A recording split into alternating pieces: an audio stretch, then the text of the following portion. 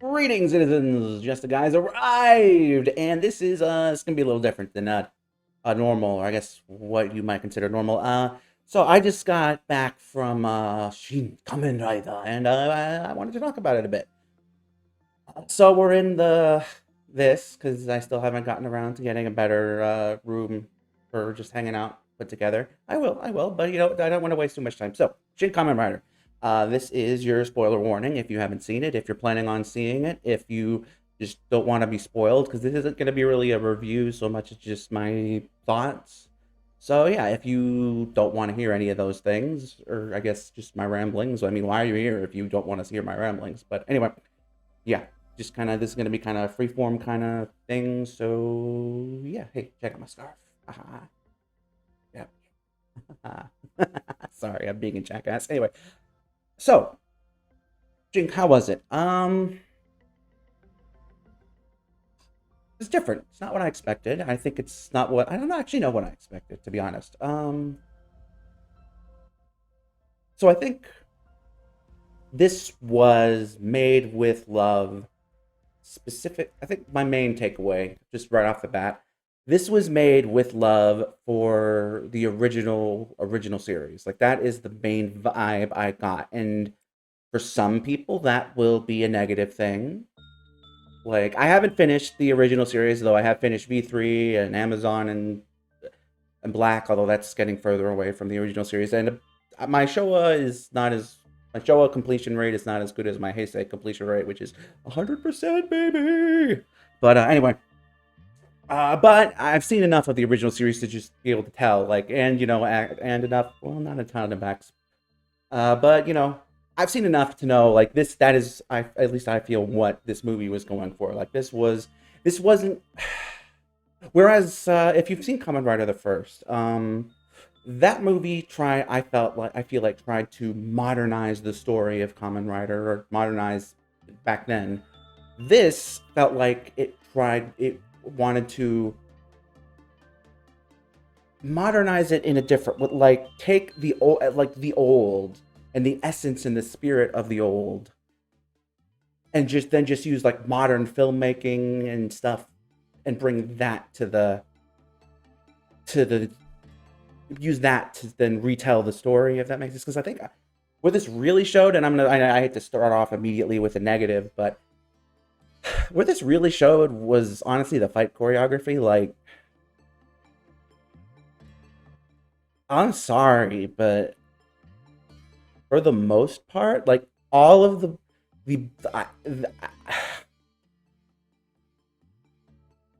there was not a lot of good fight choreography in this. Like, I mean, or I would even go farther to say, I would say the original series from the 70s had better fight choreography.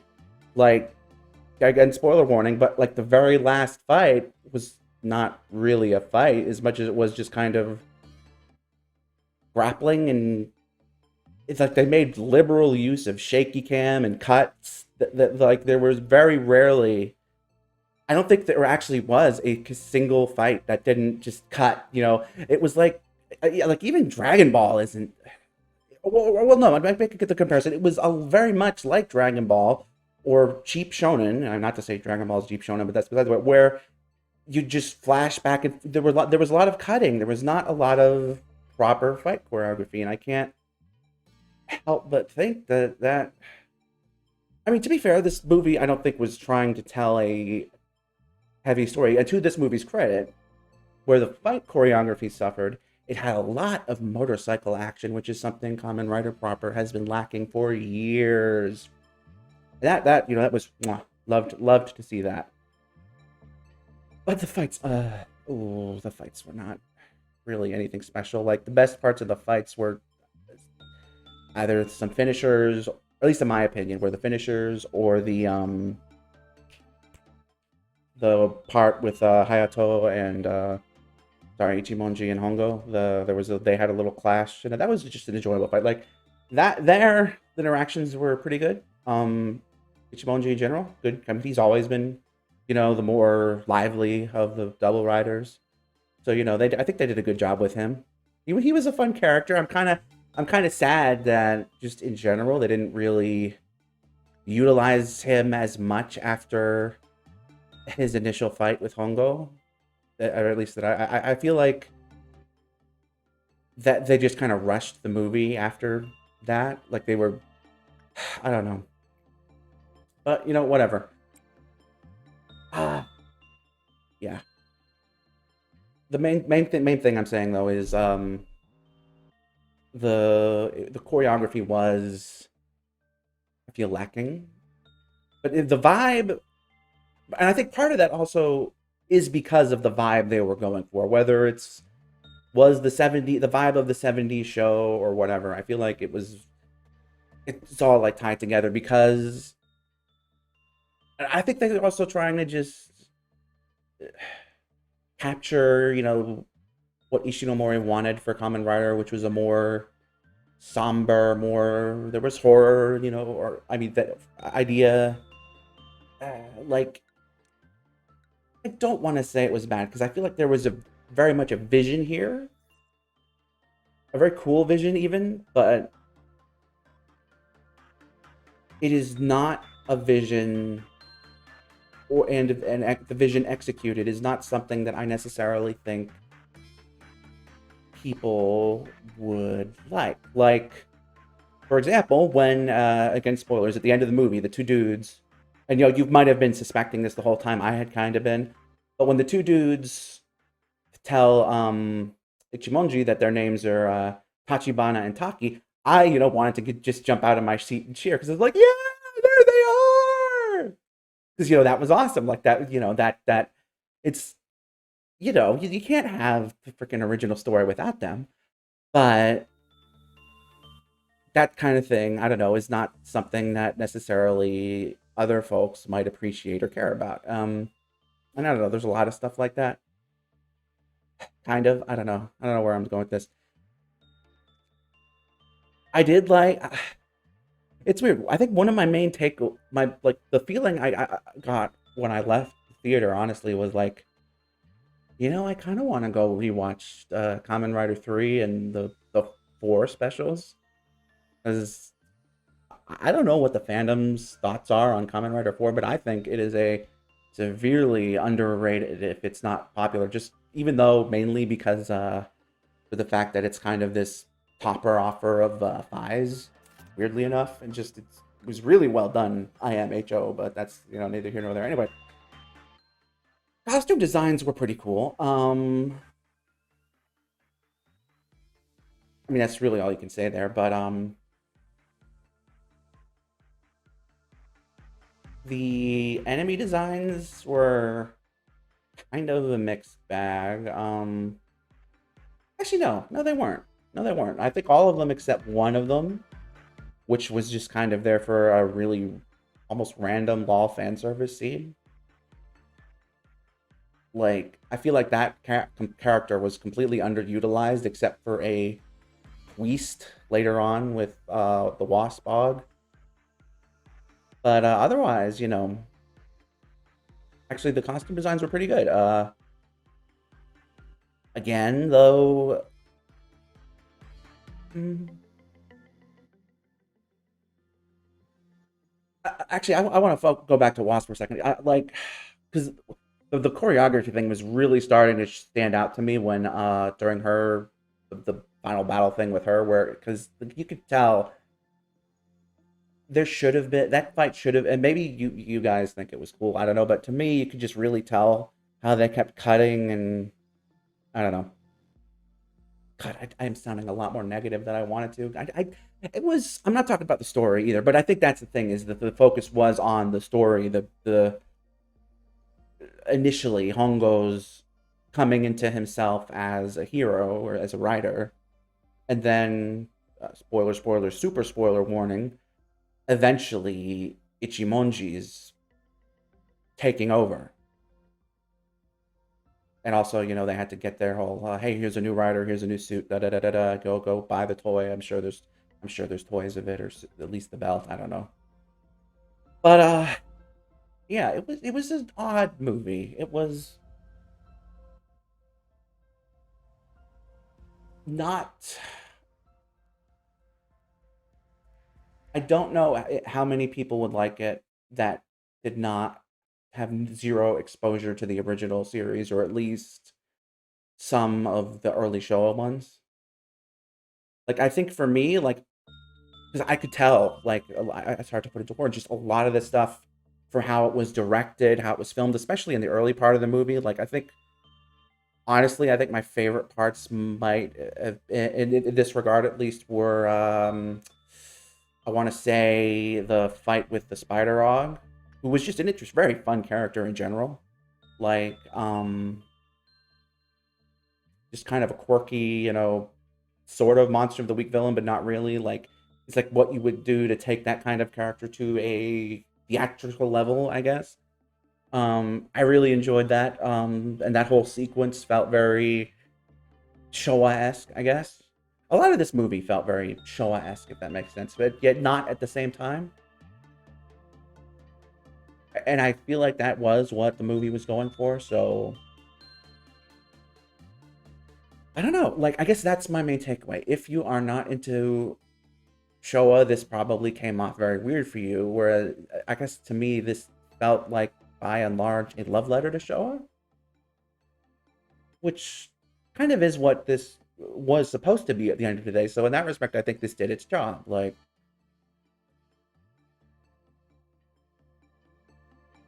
now, does that make it a great or good movie? I think that depends on you. Like, if I am right, and the decisions behind this movie, its direction and production, were based on how the original series, like a love of and a passion for the original series, which is really the vibe I get. And if it turns out I'm talking out of my ass on this, then feel free to correct me. But that really is the vibe I got from it. And if that's the case, then I feel like maybe I just, I don't even want to say I'm too young necessarily, because I think I'm actually on the older side of the Rider fan base these days. But no, I think really what it is that I probably would just, I don't want to say the original series is too dated for me, but I think I might have appreciated, of like, for example, a V3 movie of this vein more. Like, maybe if I had seen the whole series to completion, or I don't know, like, it's not to say this is a bad movie on its own, but I feel like I keep dancing around saying this was a bad movie. It wasn't. It absolutely was not. I just, I do feel like the first was a better. You could probably get more. In fact, you probably actually would have enjoyed the first more the less familiar you were with the franchise, which I think was the point of the first. I don't know about the next was weird, like that. It was this weird horror nanomachine movie thingy, but the first I feel like was very much a movie kind of designed for more general audiences in mind. And well, I think this kind of was too. At the same time, it really does, and I think I'm just repeating myself at this point. It strikes me as a movie that was made with a love of this hero, I guess, in mind. Like, this was and I think that kind of shows with how at the very end of the movie, you've got Ichimonji with a much brighter costume, whereas the costumes up till then were, all of these were based off of costumes from the original series. Like, they went through a few of them, but at the end the colors are more bright, I guess, and it's all hope, and we're gonna fight evil and stuff, and I don't know. But I do wish that they had, it could have used, it could have used more time. I feel like this could have really benefited from being a movie that ended where Ichimonji is freed, and spoiler warning, Ruriko dies, and then an entire sequel movie is dedicated to Hongo and Ichimonji's relationship kind of getting built up, and it's just them interacting really before what happens at the end of this movie happens. Because I don't know, I feel like this movie was largely focused on Hongo Hongo's character growing and evolving, and his relationship with Uriko and her opening up and stuff, and then she dies, and there's really not much time to flesh out the relationship between Hongo and Ichimonji, which then ends up becoming the sort of final thing of the movie, I guess. Although I suppose if you look at Kamen Rider more as like a symbol or a thing rather than the individual characters that compromise him, because that is kind of how they were sort of talking about it. And I mean, Hongo was still sort of quote unquote alive in the end inside Ichimonji, so I guess I don't know. I'm glad I saw it. Yes. Would I say a Kamen Rider fan should see it? Yes. Um. Now, also as just a disclaimer, I have this is the first Shin movie I have seen. I didn't get to see Shin Ultraman or Shin Godzilla or any of those, so I don't know. Like if this, I really could be talking out my ass as far as oh, it's clearly meant to be this and this and these and those and ha ha ha ha ha ha. But yeah, I feel like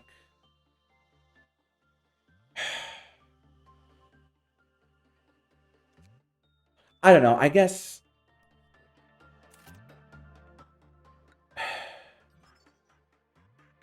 this movie is a mood, really. Um, yeah, it's a mood, and I'm not sure if it's a mood you want to engage in or one you just want to experience with and then move past. You know, like oh, I saw this and I'm done with it. I don't know. Music was good. A lot. I also speaking of the capturing the spirits, they had a lot of sound effects either directly from or much like the original series, which I thought was a really cool. Like I was just grinning every time those popped up. I mean, they still use those nowadays, even or like whether it's in movies or just to do the reference. So I mean, it's not a new thing, but in this context, especially, I thought it was really neat. Um, and I mean, yeah, I don't know.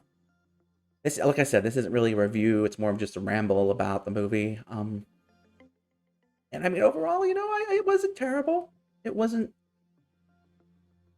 It was. It wasn't bad. It was good. It is.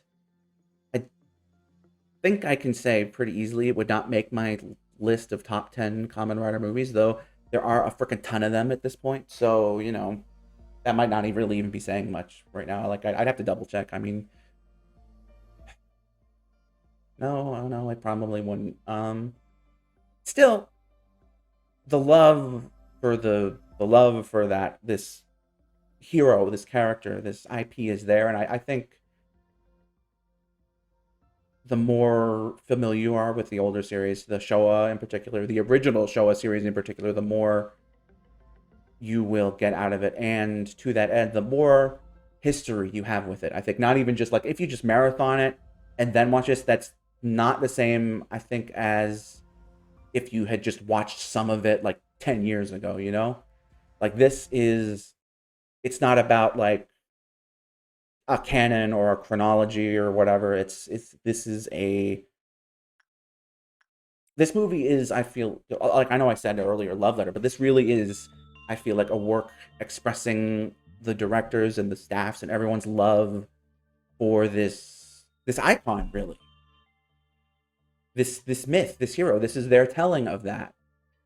And whether it's well, I think you know, quality aside, how you feel about it aside, I think that is, and I don't know, maybe I'm just talking this way and take that. That's my takeaway because I'm a wannabe anyway, creator of fiction myself. But I feel like that was what reached me more than anything was just how much love and feelings those behind this clearly had for it, and I think that is kind of fucking awesome, like more than anything else. And I think that's my main takeaway. Most of all, that this is truly something that speaks to how Kamen Rider, is a hero and has touched people, and to the point that that movie exists. I think, says all it needs to say. Yeah, I don't know. This is probably a weird take and meaningless. I don't know. But yeah, I enjoyed it. I don't know if I'd watch it again outside of the context of watching it with folks who haven't seen it yet, but yeah, I might watch parts. I think I'd watch parts of it again. Like there were, like I said, I really enjoyed. Oh, my head froze. Oh no, my head died. Well, all right, I'm finishing up anyway. Let me fix it.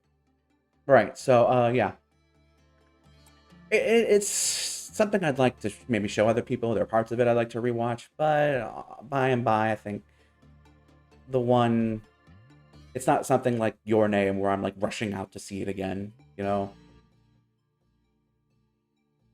So yeah, that's Shin Kamen Rider. Did you see it, citizens? If you did, what did you think? Let me know, or don't. You can not. Regardless, until next time, I'm afraid this is gonna be well.